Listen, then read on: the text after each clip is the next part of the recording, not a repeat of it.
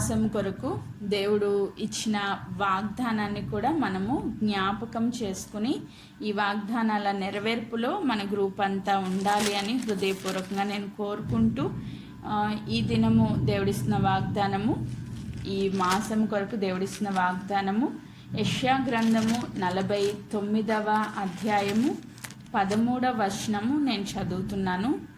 13 నుంచి 16 వచనాలు. యెషయా గ్రంథము 49వ అధ్యాయము 13 నుంచి 16 వచనాలు. శ్రమ నొందిన తన జనుల యందు జాలిపడి యెహోవా తన జనులను ఓదార్చి ఉన్నాడు. ఆకాశమా ఉత్సాహధ్వని చేయుము, భూమి సంతోషించుము, పర్వతములారా ఆనందధ్వని చేయుడి. అయితే సియోను యెహోవా నన్ను విడిచిపెట్టి ఉన్నాడు, ప్రభు నన్ను మరిచి ఉన్నాడని అనుకొనుచున్నది. స్త్రీ తన గర్భమున పుట్టిన బిడ్డను కరుణింపకుండా తన చంటి పిల్లను మరచునా, వారైనా మరచుదురు గాని నేను నిన్ను మరువను. ఆమేన్. చూడుము, నా అరచేతుల మీదనే నిన్ను చెక్కి ఉన్నాను, నీ ప్రాకారములు నిత్యము నా ఎదుట ఉన్నవి. దేవుడి వాక్య భాగంను మనందరి వెనుకిడిలో దీవించునుగాక. ఆమేన్. సో ఈరోజు ఈ జూన్ మాసం కొరకు దేవుడిస్తున్న వాగ్దానము, శ్రమ నొందిన తన జనుల యందు జాలిపడి యెహోవా తన జనులను ఓదార్చి ఉన్నాడు. ఆమేన్. సో ఈరోజు శ్రమల్లో గుండా నడుస్తున్న ప్రతి బిడ్డతో దేవుడు మాట్లాడుతున్న మాట, ఈ జూన్ మాసంలో నీ శ్రమలన్నీ దేవుడు చూస్తున్నారు. నువ్వు ఎంత కష్టంలో ఉన్నావో, ఎన్ని బలహీనతల గుండా నడుస్తున్నావో, ఎన్ని వ్యాధి బాధలు గుండా నడుస్తున్నావో, ఎన్ని ఆర్థిక ఇబ్బందులు గుండా నడుస్తున్నావో దేవుడు చూచుచున్నాడు. ఆమేన్. ప్రభు చెప్తున్న మాట, ఆకాశమా ఉత్సాహధ్వని చేయుము, భూమి సంతోషించుము, పర్వతములారా ఆనందధ్వని చేయుడి. సో దేవుని యొక్క బిడ్డలను దేవుడు ఓదారుస్తూ ఉన్నప్పుడు, జాలి పడుతూ ఉన్నప్పుడు ఆకాశము ఉత్సాహధ్వని చేస్తుందంట, భూమి సంతోషిస్తుందంట, పర్వతములు ఆనందధ్వని చేస్తాయంట. అంటే సృష్టి కూడా ఆనందిస్తుంది అని అర్థం. నిజంగా నిన్నటి దినానున్న వాతావరణ పరిస్థితికి ఈరోజు దేవుడు జాలిపడి కనికరం చూపించి ఓదార్చడానికి ఆయన పంపించిన మహావర్షానికి నిజంగా భూమి సంతోషిస్తుంది, ఆకాశము ఉత్సాహధ్వని చేస్తూ ఉంది, దేవుని యొక్క కృప వర్షం రూపంలో కృమ్మరించబడుతూ ఉంది, పర్వతాలు ఆనందధ్వని చేస్తూ ఉన్నాయంట. ఆమేన్. Praise God. నిజంగా దేవుని యొక్క సన్నిధిలో ఉన్న ప్రతి బిడ్డల యొక్క బాధ ఏంటో, దుఃఖం ఏంటో, శ్రమ ఏంటో దేవునికి తేటగా కనబడుతుంది.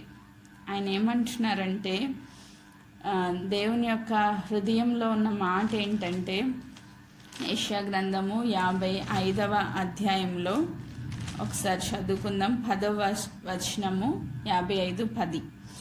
వర్షమును హిమమును ఆకాశం నుండి వచ్చి అక్కడికి ఎలాగూ మరలక భూమిని తడిపి విత్తువానికి విత్తనము, భుజించువానికి ఆహారమును కలుగజేయుటకై అది చిగుర్చి వర్ధిల్లునట్లు చేయును, అలాగునే నా నోటి నుండి వచ్చు వచనము ఉండును.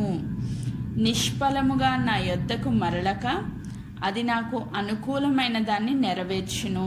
నేను పంపిన కార్యమును సఫలము చేయును. మీరు సంతోషంగా బయలు వెళ్ళుదురు, సమాధానం పొంది తోడ్కొని పోబడుదురు. మీ ఎదుట పర్వతములు మెట్టలు సంగీత నాదము చేయును, పొలములోని చెట్లన్నీ చప్పట్లు కొట్టును. ముండ్ల చెట్లకు బదులుగా దేవదారు వృక్షములు మొలుచును, దురదగొండి చెట్లకు బదులుగా గొంజి వృక్షములు ఎదుగును.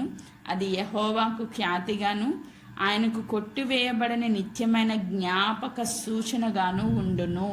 ఆమేన్. ఇక్కడ దేవుడు చెప్తున్నారు, వర్షము హిమము అంటే మంచు, అలాగే వర్షము ఈ భూమి మీదకి ఆకాశం నుండి వచ్చినప్పుడు భూమి మీద పడత తప్ప అది మళ్ళా తిరిగి ఆకాశానికి ఎక్కి వెళ్ళదు. పైనుంచి కిందకి కుమ్మరించబడ్డమే తప్ప కింద నుంచి మళ్ళీ పైకి వెళ్ళే పరిస్థితి లేదు. సో భూమికి దేవుడు ఆ ఆకర్షణ శక్తిని ఇచ్చారు. ఆకాశం నుంచి వర్షాన్ని దేవుడు కుమ్మరించినప్పుడు అది భూమి మీద పడి పడడం అలా ఉండిపోద్దా? అలా కాదు. భూమి మీద పడిన తర్వాత భూమిని తడుపుతుంది. ఆ తడిచిన భూమి ఎవరైతే విత్తనాలు వేస్తారో ఆ విత్తనాలు విత్తే వాళ్ళకి ఆ విత్తనం మొలకెత్తడానికి, ఆ మొలకెత్తిన విత్తనము మంచిగా ఫలించడానికి, వర్ధిల్లింపజేయబడ్డానికి, మంచిగా ఆహారాన్ని భుజించే వాళ్ళకి ఆహారం ఇచ్చేటట్లు చిగురింప చేయబడ్డానికి ఈ మూలం ఏంటంట? దేవుడు పంపించిన వర్షం. ఆమేన్. వర్షం లేకపోతే పంటలు పండే పరిస్థితి లేదు. పంటలు పండకపోతే మనకు ఆహారం వచ్చే పరిస్థితి లేదు. ఆహారం లేకపోతే మనిషి జీవించే పరిస్థితి కూడా లేదు. సో మనిషి బ్రతకాలంటే ఈ మూలం ఎక్కడి నుంచి రావాలి? వర్షం దగ్గర నుంచి. దేవుడు అది పంపిస్తే తప్ప మనము ఈ లోకంలో ఈ భూమి మీద సర్వైవ్ అవ్వలేం, జీవించలేం. సో దేవుడు అందు నిమిత్తమే వర్షాన్ని, ఈ హిమాన్ని కురిపిస్తూ ఉన్నారంట. ఇదంతా ఎందుకు చెప్తున్నారు దేవుడు అంటే, అలాగే ఎలా అయితే వర్షం వచ్చి విత్తేవానికి, విత్తనాలు విత్తే వాళ్ళకి అది చిగురించేటట్లు, ఫలించేటట్లు, అభివృద్ధి పొందేటట్లు, దాని ద్వారా ఆ ధాన్యము, ఆహారం వచ్చేటట్లు చేస్తున్నారో, అలాగునే నా నోట నుండి వచనము, దేవుడు ఏదైతే వర్డ్ రిలీజ్ చేస్తారో ఆ రిలీజ్ చేసిన ఆ వాక్యము, ఆయన నోటి నుండి బయలు వెళ్ళిన వాక్యము నిష్ఫలంగా దేవుని వద్దకు తిరిగి వెళ్ళదు. ఒకసారి దేవుడు ఒక మాట విడుదల చేశారు అంటే మళ్ళా తిరిగి అది దేవుని దగ్గరికి వెళ్ళదు. అది ఏం చేస్తుందంట? ఆ విడుదల చేయబడిన వాక్యము ఏం చేస్తుందంట? 11వ వచనంలో 2వ లైన్లో, అది నాకు అనుకూలమైన దాన్ని నెరవేర్చును. దేవుడు ఏదైతే నీ జీవితంలో ఉద్దేశించారో, దేవుడు ఏదైతే నీ పట్ల ప్రణాళికలు కలిగి ఉన్నారో ఆ ప్రణాళికలన్నింటినీ సంపూర్ణంగా నెరవేర్చే వరకు ఆ వాక్యము తిరిగి దేవుని వద్దకు వెళ్ళదంట. ఆమేన్. Praise God. వర్షం ఎలా అయితే వచ్చి భూమిని తడుపుతుందో, దాని కార్యం అంతా నెరవేరుస్తుందో, అలాగే దేవుని నోటి నుండి వచ్చే మాట నీ జీవితంలో కార్యం చేయకుండా తిరిగి వెనక్కి వెళ్ళదు. నిష్ఫలంగా అది వేస్ట్ అవ్వదు. ఆ వాగ్దానం వేస్ట్ అయ్యే ఛాన్స్ లేదు. అందుకే చెప్తారు, భూమి అయినా నశించిపోతుంది, ఆకాశమైనా చుట్టుపడుతుంది, కానీ దేవుని మాట ఎన్నటికీ తప్పిపోదంట. ఆమేన్. ఈరోజు దేవుడు చెప్తున్నారు, నేను నా ప్రజలు, శ్రమ పొందిన నా ప్రజలను నేను ఓదారుస్తున్నాను, జాలి పడుతున్నాను, ఆదరిస్తున్నాను అని దేవుడు చెప్తున్నారు. ఆ మాటను ఎవరైతే రిసీవ్ చేసుకుంటారో వాళ్ళు ఈ దినాన్ని ఎలా వెళ్తారంట? 12వ వచనం, మీరు సంతోషంగా బయలు వెళ్ళుదురు, సమాధానం పొంది తోడ్కొని పోబడుదురు. ఆ మాటను రిసీవ్ చేసుకున్న వాళ్ళు, ఆ మాట, ఆ వాగ్దానాన్ని ఎవరైతే పొందుకుంటారో, అవును ఈరోజు నా శ్రమను దేవుడు చూస్తున్నారు, నా పట్ల దేవుడు జాలి పడుతున్నారు, నా పట్ల దేవుడు ఆయన కార్యాన్ని సఫలీకృతం చేసి నన్ను విడిపిస్తారు, నన్ను దేవుడు ఆదరిస్తున్నారు అని ఎవరైతే రిసీవ్ చేసుకుంటారో వారి జీవితాల్లోనికి మొట్టమొదటిగా వచ్చేది సంతోషము, రెండోది సమాధానం. ఈ 2 కార్యాలు జరిగినప్పుడు తన ప్రజల్లో ఉన్న ఆ సంతోషాన్ని బట్టి, ఆ సమాధానాన్ని బట్టి ఈ సర్వభూమి, ఈ యొక్క ప్రకృతి అంతా సంతోషిస్తుందంట. ఆమేన్. నువ్వు అడుగు పెట్టిన ప్రతి స్థలంలో భూమి కూడా సంతోషిస్తుందంట. సో ఆదాము తప్పు చేసినప్పుడు, అవ్వ తప్పు చేసినప్పుడు ఫస్ట్ శపించబడింది భూమి. ఆ శాపం నుంచి విడుదల పొందాలంటే దేవుని బిడ్డలు, ఆయన చిత్తానుసారంగా రక్షణలోనికి వచ్చిన బిడ్డల యొక్క జీవితాల్లో దేవుని కార్యాలను చూసి అదే భూమి సంతోషిస్తుంది, అదే భూమి ఉత్సాహధ్వని చేస్తుంది. సో అది దేవునికి ఖ్యాతిగా ఉంటుందంట. నిత్యమైన జ్ఞాపక సూచనగా కొట్టివేయబడిన నిబంధనగా అది ఉంటుంది. ఆమేన్. Praise God. నిజంగా వర్షం అనేది దేవుని యొక్క ఆనందము, దేవుని యొక్క సంతోషానికి గుర్తు. వర్షం వస్తుంది అంటే దేవుడు సంతోషంగా నీ పట్ల ఆయన కృపను కుమ్మరిస్తున్నారని అర్థం. ఆమేన్. ఈరోజు దేవుడు మనకి ఇస్తున్న ఈ వాగ్దానంను ప్రకృతి పరంగా కూడా ఈరోజు మన కళ్ళ ముందు నెరవేర్చి చూపిస్తూ ఉన్నారు. శ్రమనొందిన తన జనుల యందు జాలిపడిన యెహోవా తన జనులను ఓదార్చే దేవుడు. ఈ నెలంతా దేవుడిచ్చిన వాగ్దానం ఏంటంటే, జాలిపడే దేవుడు, ఓదార్చే దేవుడు. నీ అందు జాలిపడే దేవుడు, నిన్ను ఓదార్చే దేవుడు. నీ శ్రమలను చూచుచున్న దేవుడు, ఆ శ్రమల్లో నుంచి నిన్ను విడిపించుటకు ఆయన ఇష్టపడుతున్న దేవుడు. కానీ మనమేమనుకుంటున్నామంట, యెషయా గ్రంథం 49:14 అంటారు, అయితే సియోను యెహోవా నన్ను విడిచిపెట్టి ఉన్నాడు, ప్రభు నన్ను మర్చిపోయి ఉన్నాడు అనుకుంటున్నది. మనందరి పరిస్థితి, దేవుడు నన్ను విడిచిపెట్టేశాడు, దేవుడు నన్ను మర్చిపోయాడు, దేవునికి నేను అసలు గుర్తులేను, నా బాధ ఏంటో నా కష్టం ఏంటో దేవుడు చూడట్లేదు అని సియోను అంటే ఆ ప్లేస్లో మనల్ని మనం పెట్టుకుందాం. నేను అనుకుంటున్నానంట, మీరు అనుకుంటున్నారంట. ఎంత అజ్ఞానంలో మనం ఉన్నాం. అసలు ఆ నిరుత్సాహం, ఒక్కొక్కసారి శ్రమలు ఎక్కువైపోయేసరికి ప్రతి ఒక్కరి జీవితాల్లో వచ్చేది ఏంటంటే నిరుత్సాహం, కృంగుదల. నేను కూడా అనుకుంటా ఉంటాను ఒక్కొక్కసారి, దేవా ఏంటి కార్యాలు జరగట్లేదు, మర్చిపోయారా ఏంటి అని. అంటే మనకు ఒక్కొక్కసారి డౌట్ వస్తూ ఉంటుంది. సో దేవుడు మర్చిపోతున్నారా ఏంటి, ఈ పని అవ్వట్లేదు, ఎన్ని రోజులు వెయిట్ చేయాలా, ఎన్ని రోజులు ఇంకా నిరీక్షణ కలిగి ఉండాలా అని ఒక నిరుత్సాహంలోనికి వెళ్ళిపోతూ ఉంటాం. అలా వెళ్ళిపోతున్న మన గురించి దేవుడు చెప్తున్న మాట 15వ వచనంలో, స్త్రీ తన గర్భమున పుట్టిన బిడ్డను కరుణింపకుండా తన చంటి పిల్లను మరచునా. స్త్రీ తన గర్భమున పుట్టిన పిల్లను కరుణింపకుండా తన చంటి పిల్లను మరచునా. క్వశ్చన్ మార్క్ అక్కడ. అంటే దేవుడు మనల్ని అడుగుతున్నారనమాట. ఒక చంటి బిడ్డ అంటే నెలల్లో రోజుల్లో ఉన్న బిడ్డను తీసుకుని ఆ చంటి బిడ్డను మర్చిపోయి తల్లి వేరే పనుల్లో ఏమైనా నిమగ్నం అవుతుందా? ఫస్ట్ బేబీకి ఫీడింగ్ విషయంలోనే తల్లి కేర్ తీసుకుంటుంది. 2 గంటలకి పిల్లలకి పాలు పట్టాలి. అదే ఫస్ట్ పని తల్లికి. దాని తర్వాతే మిగతా పనులన్నీ. ఆ పని చేయకుండా వేరే ఏ పని తల్లి చేయదు. ఒకవేళ పరిస్థితులు కఠినమయ్యి, ఒకవేళ తల్లుల హృదయాల్లో కూడా ఏదైనా కఠినత్వం ఉండి చంటి పిల్లలు, పుట్టిన పిల్లల్ని రోడ్ల మీద వదిలేసి వెళ్ళిపోయే వాళ్ళు కూడా ఉన్నారు. కానీ దేవుడు చెప్తున్నారు, వారైనా మరచుదురు కానీ నేను నిన్ను మరువను.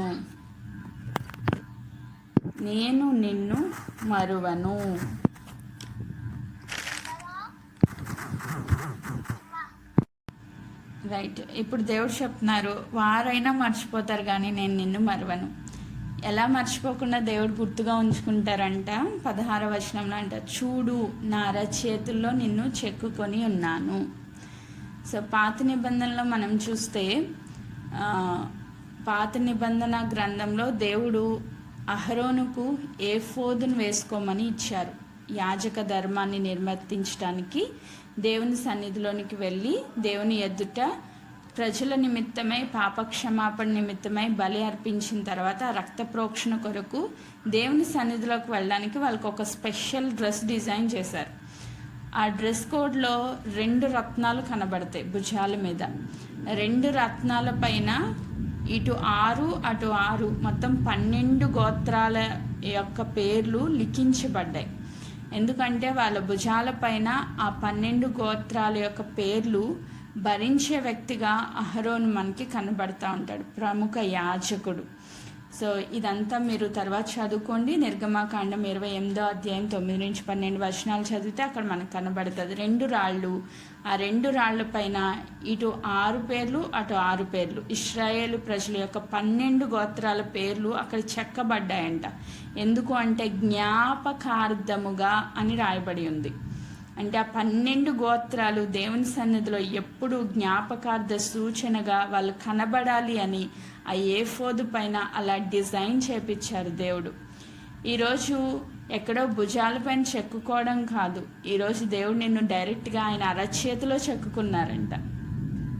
ఏమేన్ అరచేతిలో చెక్కుకుంటే మన అరచేయి ఎప్పుడు మన కళ్ళ ముందు డైరెక్ట్గా చూడడానికి ఫ్లెక్సిబుల్గా ఉంటుంది. అదే మన వీపు భాగాన్ని చూద్దామంటే మనకు అవుతుందా? కనబడదు. కానీ అరచేయి మాత్రం క్లియర్గా కనబడుతుంది. సో దేవుడు చెప్తున్నారు, చూడుము నా అరచేతుల్లో నిన్ను చెక్కుకొని ఉన్నాను, నిత్యము నీ ప్రాకారం నా కన్నుల ఎదుట ఉన్నవి, నా కళ్ళ ముందు నువ్వు కనబడుతున్నావు, నిత్యము నేను నిన్ను చూస్తున్నాను, నువ్వెందుకు భయపడుతున్నావు, నేను మర్చిపోయానని ఎందుకు అనుకుంటున్నావు, నీ ఎందు జాలిపడేవాడిని, నేను ఓదార్చే దేవుడు నేను అని దేవుడు మాట్లాడుతూ ఉన్నారు. నిజంగా నూతన నిబంధనలో మనం చూస్తే వాళ్ళ శిష్యులు అనుకున్నారు కదా, యేసుక్రీస్తు ప్రభు చనిపోయిన తర్వాత వాళ్ళలో ఒక భయం వచ్చేసింది. ఒక భయం వచ్చేసి వాళ్ళు అనుకున్నారు కదా, దేవుడు వెళ్ళిపోయారు, ఇంక ఇప్పుడు మనకి ఆధారం ఏంటి అని చెప్పి చాలా భయంతో వణుకుతో వాళ్ళు ఒక ఇంట్లో శిష్యులు దాక్కుంటే, మగ్దలేని మరి ఏమో అయ్యో ఎవరో ఎత్తుకుపోయారు, ఈ యొక్క బాడీ కనిపించట్లేదు అని ఆ సమాధి దగ్గర కూర్చుని భయంకరంగా ఏడుస్తూ ఉన్నప్పుడు యేసుక్రీస్తు ప్రభు జాలిపడ్డారు. అసలు అక్కడ కనబడాల్సిన అవసరం ఏం లేదుగా, ఆయనకి చాలా కార్యం ఉంది, ఆయన పరలోకం ఎక్కి వెళ్ళాలి, తండ్రికి కనపరచుకోవాలి. ఫస్ట్ కనబడాల్సిన తండ్రికి. కానీ దేవుడికి ఏమనిపించిందంటే ఆమె ఏడుపుని చూసి ఆమెను ఓదార్చాలనిపించింది. ఫస్ట్ జాలిపడ్డారంట, ఓదార్చారంట, కనబడ్డారంట. అమ్మ ఎందుకు ఏడుస్తున్నావు అని అడిగారంట. ఈరోజు నువ్వు ఏడుస్తూ ఉంటే దేవుడు నాకు పని ఉందని వెళ్ళిపోరు. నిజంగా ఆయనకు పని ఉన్నా ఆ పని పక్కన పెట్టి ఫస్ట్ నీ దగ్గరికి వస్తారు, నీతో మాట్లాడతారు. ఎందుకమ్మా ఏడుస్తున్నావు, నీకేం కావాలి, ఎందుకు ఏడుస్తున్నావు అని మరియని అడిగారు దేవుడు. ఈరోజు నిన్ను నన్ను కూడా అడుగుతున్నారు, ఎందుకు కన్నీరు కారుస్తున్నావు, నేను నీతోనే ఉన్నాను, నీలోనే ఉన్నాను, నేను నీ చుట్టూ ఆవరించి ఉన్నాను, నేను ఎప్పుడు విడువను ఎడబాయను. ఇది మన వాగ్దానం. ఆ వాగ్దానాన్ని నమ్మిన ఏ వ్యక్తి కూడా దేవా నువ్వు ఉన్నావా లేదా అని అడగరు. ఒకవేళ వాగ్దానాలు నమ్మకపోతేనే ఈ క్వశ్చన్స్ మనకు వస్తాయి. సో మరియను ఓదార్చిన దేవుడు తర్వాత శిష్యులకి కనబడి భయపడొద్దు, సమాధానము కలిగి ఉండండి అని సమాధానాన్ని వారికి ప్రకటించారు ప్రభు. ఇవన్నీ మనకి యోహాను సువార్త 20-21 అధ్యాయాల్లో మనకి కనబడతాయి. మీరు తర్వాత చదువుకోండి, 20-21 అధ్యాయాల్లో కనబడతాయి. సో యోహాను 21లోకి వచ్చేసరికి తన శిష్యులకి ఆకలేస్తుందని ఆయన గుర్తించారు. ఆకలి ఎవరు గుర్తిస్తారు? తల్లే గుర్తిస్తుంది. మ్యాక్సిమం బిడ్డల యొక్క ఆకలి తల్లి చూసుకుంటుంది. అంటే జాలి, కనికరం, దయ, ప్రేమ, ఈ సుగుణాలన్నీ మనకి తల్లిలో కనబడతాయి. తల్లిలా ప్రేమించే దేవుడు కాబట్టి వాళ్ళకి ఆకలేస్తుందని గుర్తించి రాత్రంతా చాలా కష్టపడ్డారంట. కానీ ఏమాత్రం వాళ్ళకి కొంచెం కూడా ఒక్క చేప కూడా దొరకలేదు. వాళ్ళ ప్రయాసం అంతా వ్యర్థమైపోయింది. ఇప్పుడు దేవుడు వచ్చి వారి కష్టానికి మొదటిగా ప్రతిఫలంగా 153 గొప్ప చేపలను ఇచ్చారు. దానికన్నా ముందు వాళ్ళకి ఆకలేస్తుందని గుర్తించి వాళ్ళు పైకి వచ్చేసరికి ఈయన చేపలు రెడీ చేసి భోజనాన్ని సిద్ధపరిచి యేసుక్రీస్తు ప్రభు చెప్తున్నారు, రండి భోజనం చేయుడి అని చెప్పారంట.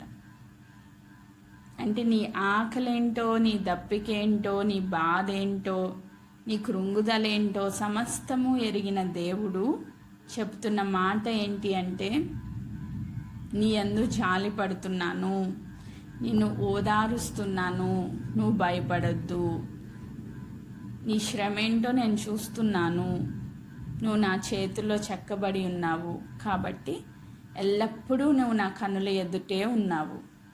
దేవుని కన్నుల ఎదుట ఉంటే సంవత్సరాది మొదలుకొని సంవత్సరాంతం వరకు యెహోవా కన్నులు ఆ దేశం మీద ఉన్నాయంట. ఆయన కన్ను దృష్టి ఉంటే నేను సాతాను ఏమాత్రం టచ్ చేయలేడు. ఆయన నీ కన్ను రెప్ప ఎంత ఫాస్ట్గా నీ కన్నును ప్రొటెక్ట్ చేస్తుందో అంతగా నీకు ప్రొటెక్షన్ ఇచ్చే దేవుడు. ఆమేన్. అంతగా నీ యందు అలర్ట్గా ఉండే దేవుడు, కునుకక నిద్రించక నిన్ను కాపాడే దేవుడు, నిన్ను భద్రపరిచే దేవుడు.